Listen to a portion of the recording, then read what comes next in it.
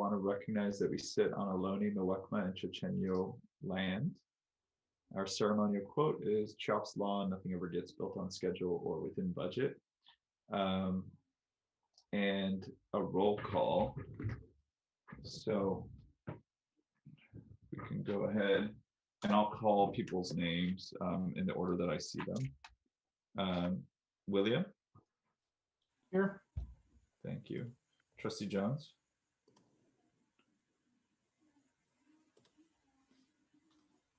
Here. Thank you. Sharon? Here. Thank you. Cecily? Here. Thank you. Lisa? Here. Thank you. Liz? Here. Brian? Here. Thank you both. Mary? Here. Oh, okay, Here. great. Thanks. Here. Brian? Here. Thank you. Henry? Here. Thank you. Robert? Here. Thank you. Jacob? I'm here. Great. Thank you. And Kelly? Acknowledged. So I will go ahead and entertain, or no, without objection, I'd like to proceed forward and adopt the agenda. Actually, let me test this out. It's been a while. If you go to participants, thanks, Lisa. I forgot to count us down. Appreciate that. Why don't we test objections real quick? So I'm asking for objections to the agenda. This is a test. If you could go ahead and raise your hand. If everybody could object at this point. Oh. We're just testing objections. Alternatively, you can raise your physical hand, but I just want to make sure we have usability and people can participate freely. Thank you. And so when taking objections, you can do either, but right now I'm just making sure that everybody knows how to raise their virtual hand. So if you haven't, For some reason, I'm not able to. maybe because you're a host. Oh, Are maybe. you a co-host? Okay, I don't know. Okay. Could be. Could be. All right. So I think that more or less has everybody. So if everybody could put their hands down.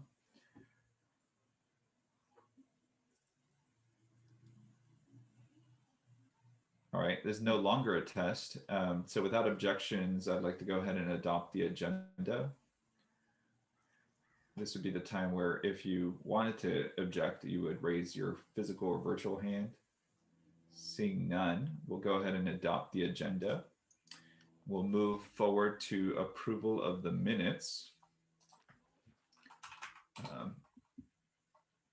And so go back to participants. I'll go ahead and hear any objections to adopting the minutes as attached in Exhibit A.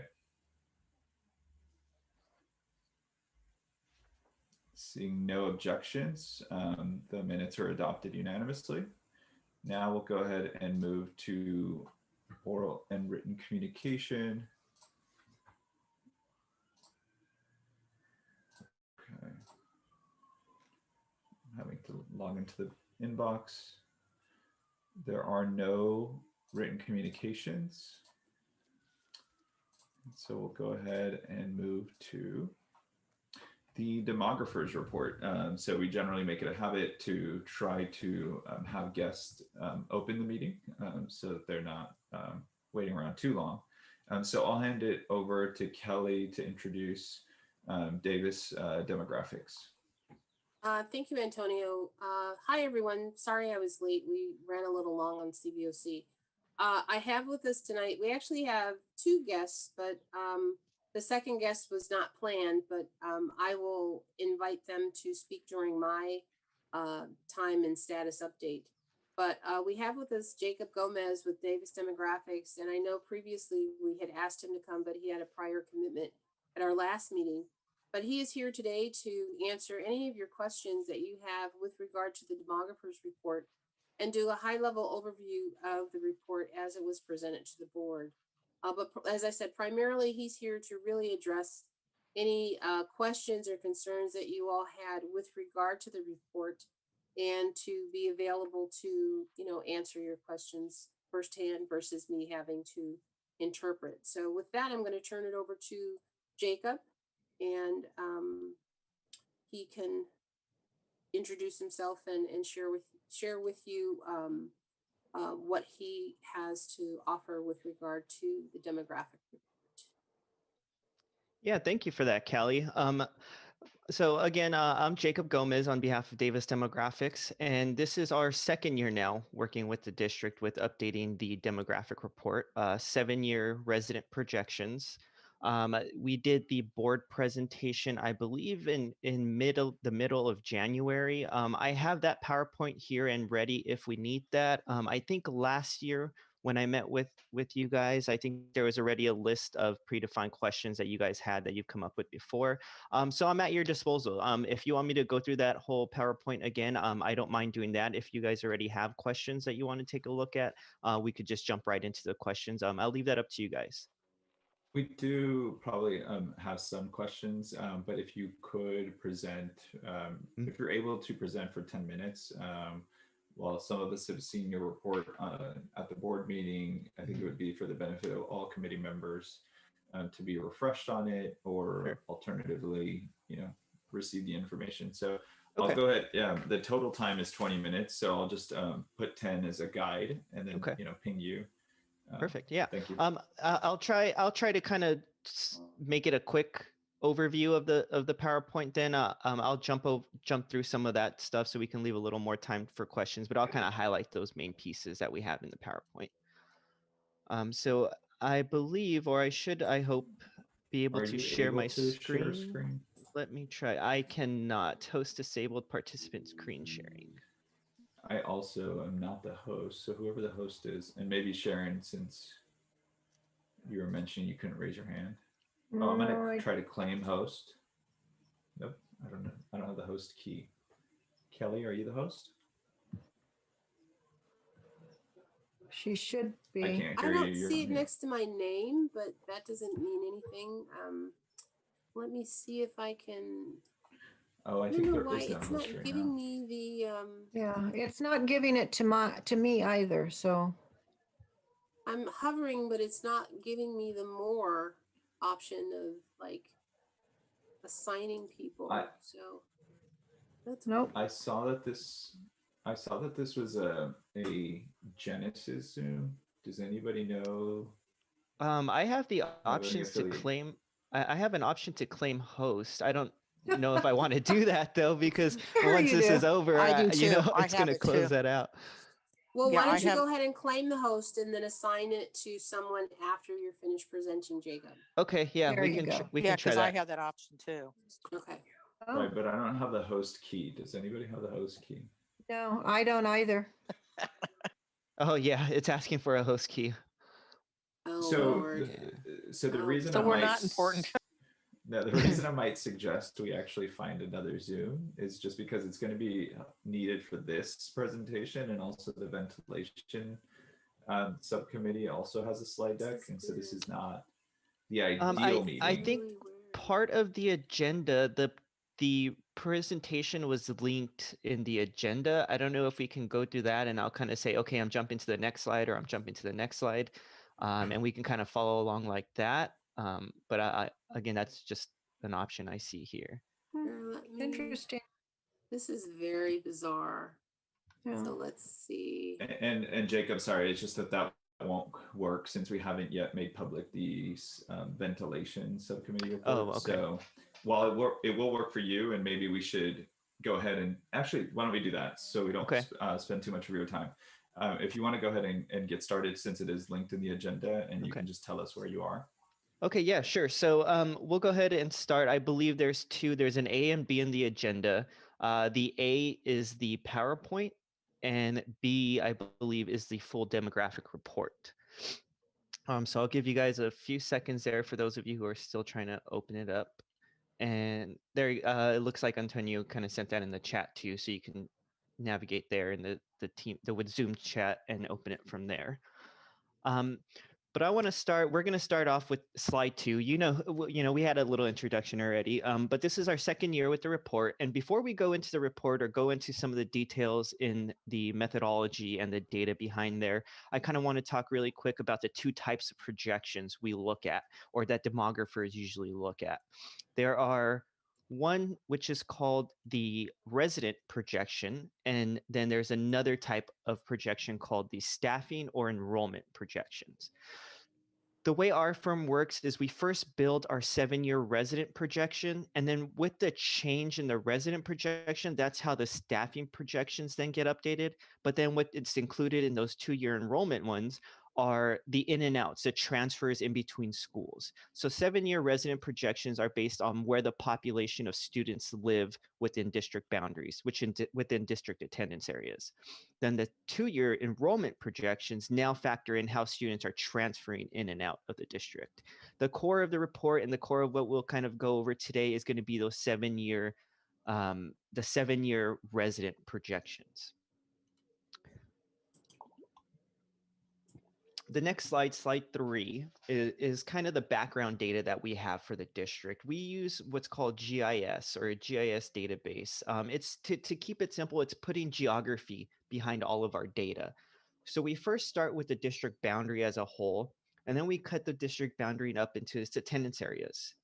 To further divide that, we actually go in and map out what the bottom left there, the district study areas. They're small planning areas within the district, and each planning area has about 75 students on average.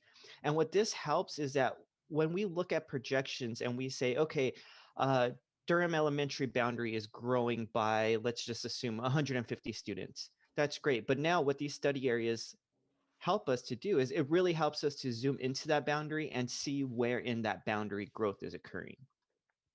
The next piece of GIS data is the development data, the new homes coming into the district. And the final and one of the most important pieces is the student data, where the students are within the district and how that is expected to change. So the base of every projection is the current year of student data. So for this projection, we geocoded, or we mapped out the 2020 students. We also used 2019 students, 2018 students, and 2017. Now, the purpose for the historical students is so we can measure the mobility, how students progress from grade to grade as the years go on. But again, the base of the projection, the core, everything that the factors get applied to is going to be that base current year, the 2020 student year. All of this too, all the data or all the student data represents early October timeframe. So it's a data pool from early October. About October 7th is the date we shoot for the data. The next slide now goes into kind of some background methodology and how the actual main or the core factors that we see in the projection. So there are 3 core factors: the incoming kindergarten class, or the birth rates, how birth rates have changed and how that affects the kindergarten class or the new students coming into the district. And then mobility, like I mentioned, those 4 years of student data, 2020, 2019, 2018, and 2017, and how those class sizes have progressed through the years, K-1, 1-2, 2-3, and so forth. And then the development and student yield factors, how many new homes are coming in, and then how many students are expected.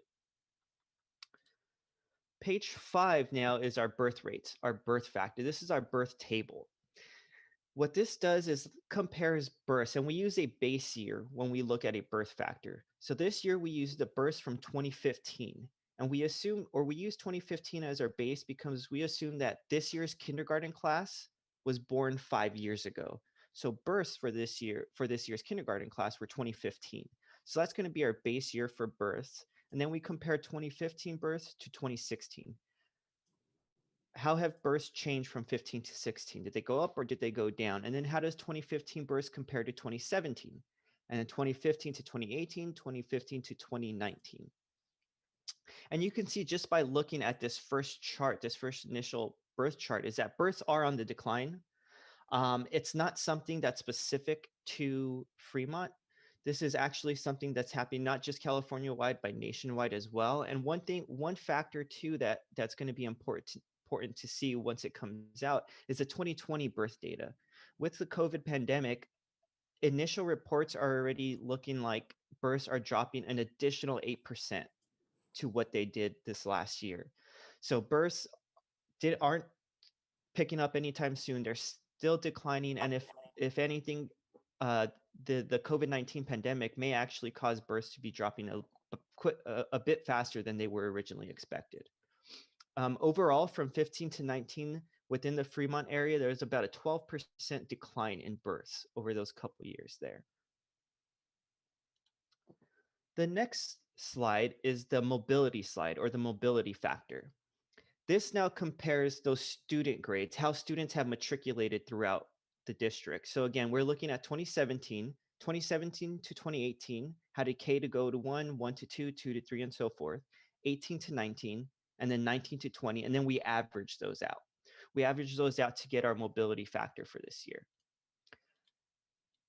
The mobility factor now is calculated at the elementary attendance area level. Now, one thing you might see here is that the Ardenwood attendance area has a mobility factor for 9 to 10, 10 to 11, and 11 to 12. Again, kind of when you look at this table, look at it as just the area, the zone itself. Even though Ardenwood School doesn't have high school students, there's still high school students that live in that boundary. So that's the smallest zone that we can get down into the school. So we're using that small elementary zone to measure the trend to the progression of students. One other piece that's in there too is the unassigned area, how those unassigned areas have. We see some weird numbers in here because that's what those unassigned areas typically are new developments within the district. So new homes, so we can see some of that change quite drastically. And then at the bottom, I have district-wide averages. K to 1 average. So for that first column, K to 1, district-wide on average, it's about a 1.04 for our mobility factor. So what this means is that as kindergarteners transition to K to 1, that class size grows district-wide by about 4%. So 4% new students come into the district there. We see another high number over towards the 8 to 9 grade range. We see about a 1.03. That's because a lot of students that were in some kind of private school that was K-8 are now entering the district within the high school years. So we do see some numbers go up in those two areas there. One thing I also looked at, and I don't believe it's in here, but it was in the report. Oh, actually, I have some text in there. I compared this year's mobility factor to last year's mobility factor. I wanted to see how much of COVID-19 had an effect on this year's mobility. And last year, the mobility average was about a 1, which means as students transition from grade to grade, that class size stayed about the same. This year, we had about a 0.99, so a loss of 1% overall as they transition K-12.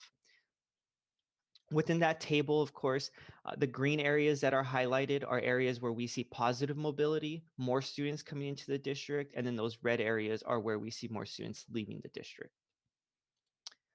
So the next slide kind of shows how mobility works, how it works within a projection. So I picked Ardenwood to show as an example.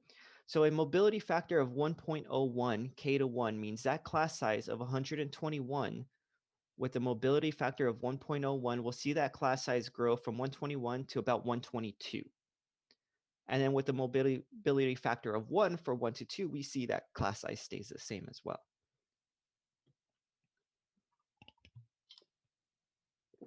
So that's our mobility factor. The next piece, or the next factor that comes into play within the projections, is the development. The new homes now coming into the district and how many students are coming in from those new homes. So district-wide, we're seeing about a total over the next 7 years, 4,812 new homes within the district. Now, keep in mind that this number is just at the time of putting together this report. New projects could come up across in the next 2, 3, 4 years, especially out into that 26-27 school year where we only see about 92 units. As of right now, this is what's planned. So that's the important piece behind the development, is that every year this piece kind of needs to be updated and looked at over and over again to see what new plans have came across once new plans come through the city and through the county. Some of the biggest projects there that we have are what's in the Bringhurst area. It's that the housing next to Tesla. There's quite a few homes coming out from there. Again, in total, about MFA, when we see MFA is multifamily attached homes. So they're like for sale townhomes or condos, whereas APT are the rental units, and then SFD are the single family detached homes. And overall, even though there's a lot of units coming through, the mobility or the student yield factor is fairly low for those units. They're all high-end apartment style living homes, which don't yield very many students. So if we look at our K-12 yield factor for MFA and APT of 0.194, which means for every 100 units of MFA or APT, only about 19 students come out of those types of units. So yes, there are a lot of units coming in through the district, but again, that yield factor is fairly small, not producing very many students. I might jump in real quick. Sure. Can I get a show of hands of people who are interested in asking questions, and then we can potentially extend time for the presentation as compared to the Q&A. I have one hand. Okay, if otherwise, two. Okay, does the committee want to extend presentation time for 5 minutes, and that would reduce Q&A time absent any extensions to 5 minutes? Why don't I put it to a vote? Who's in favor of extending presentation time for 5 minutes and having Q&A be 5 minutes? Please raise your hands. Please lower your hands. All opposed? All right. Thank you. And keep in mind, we can extend Q&A. All right. So yeah, I'll put another 5 minutes. Thank you very much, Jacob. Okay. Yeah. So those are our 3 core factors. And now those core factors combined is what gives us a 7-year projection. The next slide, if I may have stopped saying when I was jumping, but the next slide we're on is slide 9. That shows the district-wide projection now, how that class size or how the class sizes are expected to change over the next 7 years. There was a little bit of animation behind this slide. So if you can, you might have to grab and move some of those tables around. I don't know if it's a PDF or the actual PowerPoint. But overall, the district with the factors that we applied and that we looked at and the declining birth rates, we see a continuous decline within the district over the next 7 years. I looked at this and compared it to last year's, and that the rate of decline is about the same. The trend that's going through the district is the same as last year. It's just that this year compared to last, there was less students that enrolled this year compared to last year. So that base of the projection that we're applying those factors to is a much smaller class size now. So that's why we see a much more, a steeper decline or a lower base, if you will, because that's what we had when we started applying these factors. The next slide also is now the use of some of those study areas like we talked about. Looking at the study areas and the change within the district and really zoom in a little closer to where that change is happening. Now the map on page 10, it's a K-12, it's net change for K-12 over the 7 years. And it's just the junior high school boundaries as a reference for location. So that's all the boundaries there represent is just a reference to where, you know, a little more idea of where the district is and where some of that growth and decline is happening.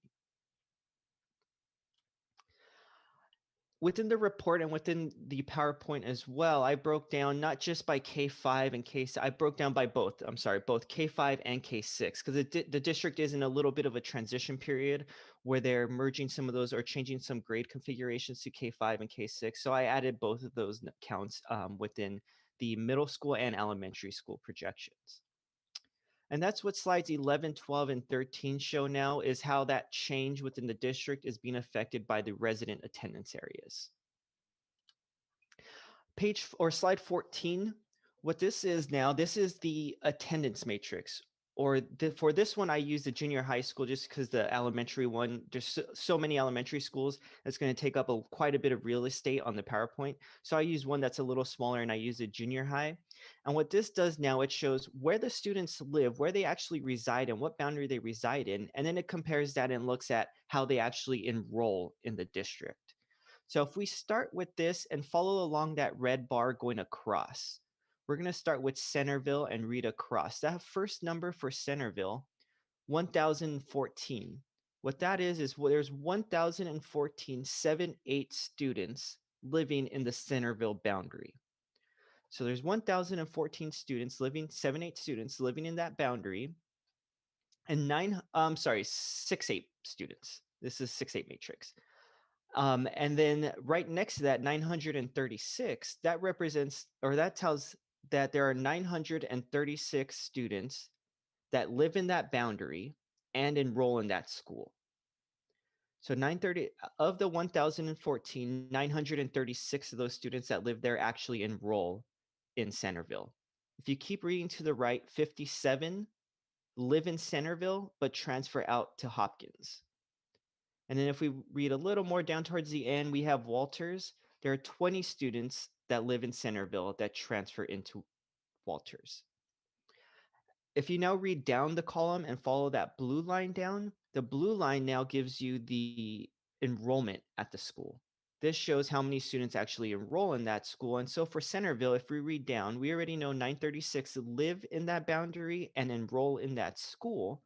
And if we read down a little farther, 9 students from the Thornton boundary transfer into Centerville. 4 students from the unassigned areas are going to Centerville, and 5 students from Walter. If we read a little further down there are the added district students. What this refers to are the students that live completely outside of Fremont boundaries and transfer in. There are 5 students from out of district and about 40 special ed students that enroll in that school. And that makes up the total enrollment for Centerville of 999 students. One other piece we looked at, one of the final pieces we looked at, is the student capture rates. What this looks at is it compares the estimated population living in that boundary, and it compares it to the number of students that are enrolled in a Fremont school. So for K-5, okay, Sorry, this is another. Yeah, if you don't mind, if I can open it up to questions since we have Sure, a few. Yeah, go ahead. Awesome, thank you. So if people could raise their hands. Brian, go ahead. Thank you. So realize this during the presentation. Recently, we did a FAC report on demographics, and it should probably be useful for you to see that report because it's kind of an analysis and a bunch of what ifs and any insight. We would welcome any insights from Davis Demographics as they look at it if something's wrong in the analysis we've done and whatnot. So perhaps we get that to you. But in the process of doing that report, some things I saw was that other reports I saw included a kindergarten capture rate analysis and school utilization analysis. I want to know if those are things that your firm's able to do or think are wise to do. Yeah, so the K capture rates, we can do that. I've seen some of those in the past. And we have the births and we have the kindergarten classes. So yeah, we can definitely put together a table that shows the capture to from kindergarten to births. And I'm sorry, I didn't get the second piece that you said. The school utilization, I've seen some reports, they have program capacity numbers and they look at each school over time, its enrollment projections versus its capacity. Oh yeah, I don't believe we have updated capacity numbers. If we get those, then yeah, that's definitely something we can take a look at, is how that enrollment projection now compares to the capacity numbers. Yeah. And definitely take a look at the report because there's some examples of the kind of things that that we saw. I have a few other questions, Sure. but I'll let others go first. Liz? There we go. I didn't have a question so much as a comment.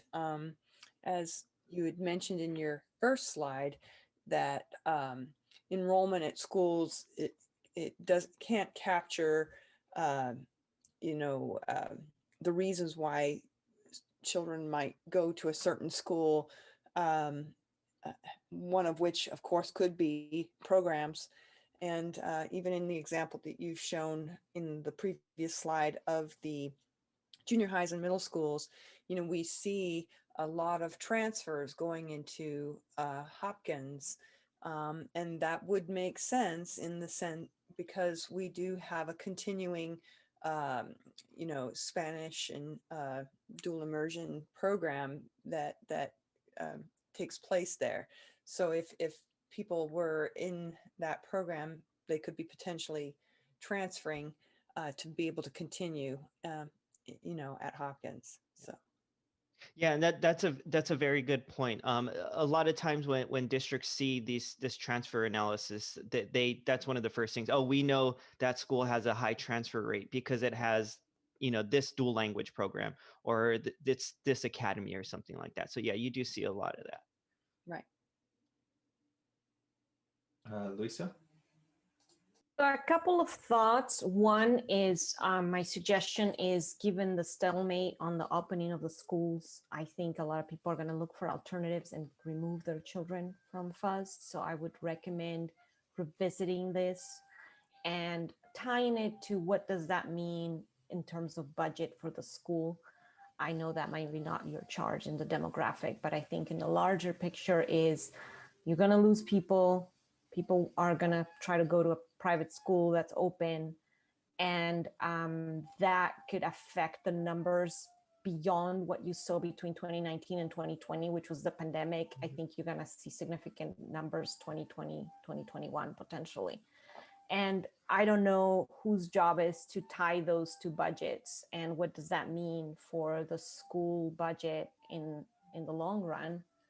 And I think it's a vicious cycle, because if you have less budget, you can provide less programs. And one of the ways to capture more students possibly is those academies, those magnets, like the band program at Hopkins attracts students, as well as the dual immersion, as well as like the CCA Academy, say in Irvington. So if we have less students and less money, we may have less resources to capture, to have those attracts, and so we get into these catch-22. So I think it's important to think about how to add that to the report analysis. And I know it's a big ask, but I think eventually you could get into these down spiral where the more it drops, the less programs and the more people leave. That's one concern I have. Yeah, that's a very good observation. Unfortunately, like you said, the budget is it adds 10 times more layers at that on top of this, and it's not something our firm specializes in. And I think there is some internal working with maybe Marcus Battle's office. They take our projection and they make something like that, which they usually present. I'm not 100% sure how it works, but one piece that is that kind of can lead to that and is a powerful piece is kind of the slide I was about to stop on slide 15. It was the capture rate. So what this looks at is how the overall population compares to what's enrolled. So it kind of shows how many students that live there is FUSD actually capturing. And that's on page 15. And you can kind of take a look at that to see. It's overall 83% of the population enrolls in FUSD, which I believe I said in the board meeting is actually a high number. Average number for areas that we work with generalized is about 75%. So 83 is in the higher tier. We see some districts in Alameda County that are as low as 50%. So this is for districts in your area. This is a very good capture rate. Okay, and then I see more hands. Brian, do you want to move to extend? Because we're out of time. Am I the only hand up, just to make sure? And Yes. I move to extend 5 minutes. All right, do I have a second? All right, I have a second. All in favor, please raise your hand. Oops. All right, please lower your hands. All opposed? Thank you. The ayes have it. Let me restart. Go ahead. For all that, I forgot one of my questions, but on the 8% birth decline, is that Fremont, California, US, just for It's the U.S. as a whole. That's the kind of the U.S. average they're looking at right now. Again, it's not a hard number. 2020 birth rates haven't been fully calculated yet or released, but initial reports are saying it U.S. wide is about 8%. No, thank you. Yeah, it is ominous concern though. I don't know if I'm going to be able to remember my second question, which was my final question. So, egads, what was I going to say? But if you guys give me 10 more seconds to see if I can remember it, otherwise we'll move on to the next agenda item. Brian, if you can't remember it now, feel free to forward it off to Kelly or to Marcus, and I can get that answered in a future date. Thank you. I appreciate it. All right, why don't we move forward then? Move on then. Thanks. All right, thank you so much, Jacob. I think that concludes this item. So I wanted to thank you for presenting and being willing to field the questions, not just of the board, but also this committee. Your report is super instrumental to the work we do, and we review it in order to do further analysis. So thank you again. Let me hand it off to Kelly before Jacob leaves. Sorry about that. Thank you, Jacob, so much for spending the time with us this evening. I will go ahead and forward those additional questions. I did forward you a copy of the report that Brian referenced, but I can forward that to you again if you need me to. And as I said to this committee before, if there's any other additional questions, please feel free to contact us, and we'll try and get them addressed as best that we can. So, but thank you, Jacob, and Of course. have a great evening. Same to you guys. Have a good night. Thank you. I'd like to propose to this group, and this may take a little bit of tweaking, especially from Elise, to adjourn so that we can move to the other Zoom links, which would give us host access. Kelly, the link that you sent me is the one that you and I and Jacob were first in. Do you foresee any issues with us using that? No, I don't, but I think I just went and deleted it. So let me check and see if I still have it. I actually deleted it, so I need to create a new one. And what I'll do is create a new one, and then I'll post it in the chat, and then everybody can join. So don't disengage just yet. Just give me 2 minutes, and I'll take care of this. Thank you, and I apologize. I don't know what's going on. No worries. Okay, thank you very much.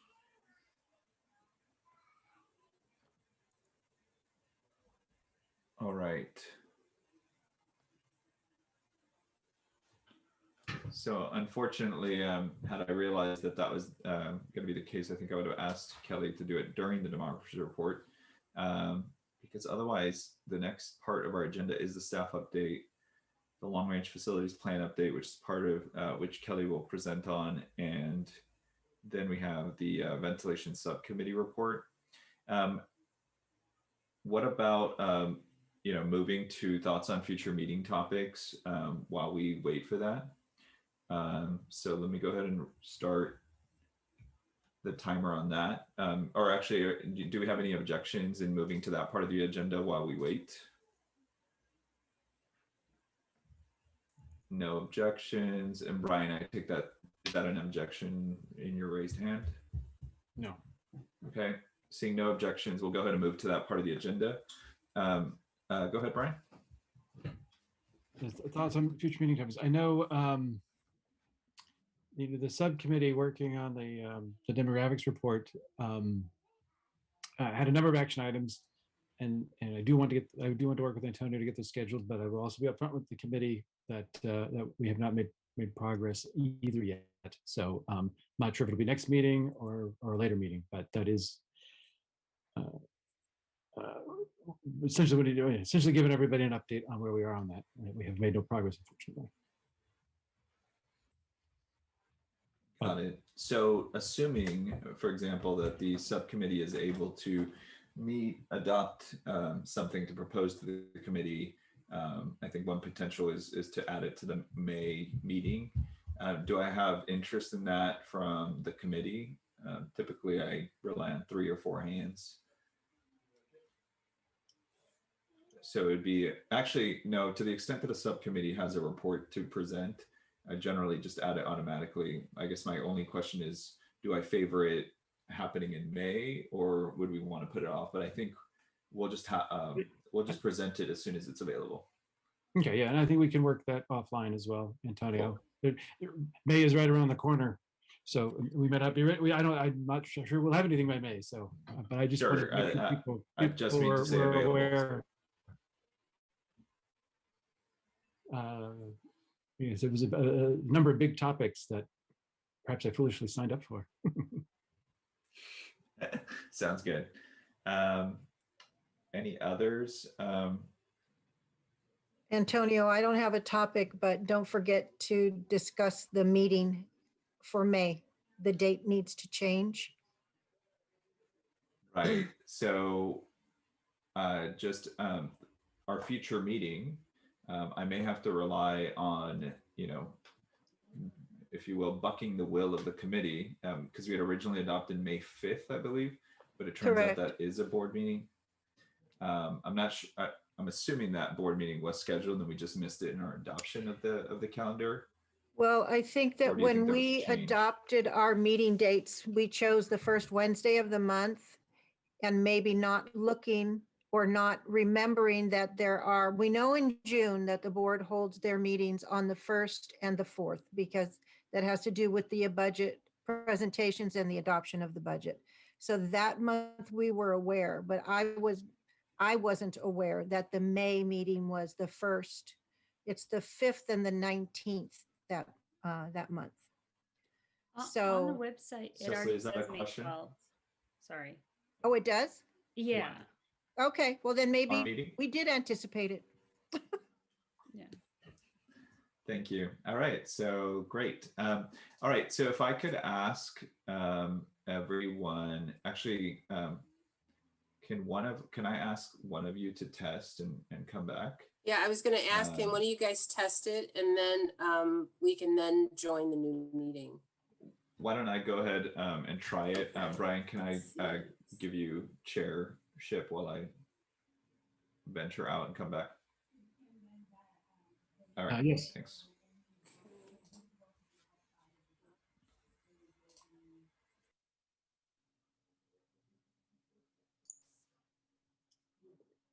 I was just looking up the board meeting calendar again, and I do believe May 5th is a board meeting. Yes, it is. Yeah. And I think there's another calendar right next to it for the 2021, 2022. I don't know if that was. Yeah, they've adopted their meeting calendar earlier this year in preparation for next year. That doesn't mean there can't be a change to it, but it's typically what they'll stick to. So we do need to move our meeting from May 5th. Well, according to Cecily, she said that the website shows the 12th for our meeting. I I'm looking guess. at board docs, which Right. I think what Brian, what she's saying is that the FAC meeting is on May 12th. Yeah. Oh, thank you. That's what Okay. Cecily was confirming, that it already shows the 12th. And I just wanted to be sure that we all knew that we couldn't hold it on the 5th because the board was holding their meeting, and we don't want to conflict with them. All right, well, apologies, I wasn't following. No, that's okay. Gets All right, confusing after a while. Oh, wow, it's May 12th and May 26th. That's right. I'm here. Kelly, you'll have to open it for us. So if we could, could you Okay. post the link again? Because I'm going to go ahead and sign out because it's not allowing me to open both meetings at the same time. Sure. So I'm gonna sign off and start it, and then you guys should be able to join. So I'm gonna leave right now. Okay, thank you. And could someone copy and paste the link for me, because I came back and now I can't access it. I believe it's there already. I know, but because I came back, thank you. All right, so if we could go ahead and jump, we'll have to wait for Elise to restart the stream. But please go ahead and jump to the other meeting.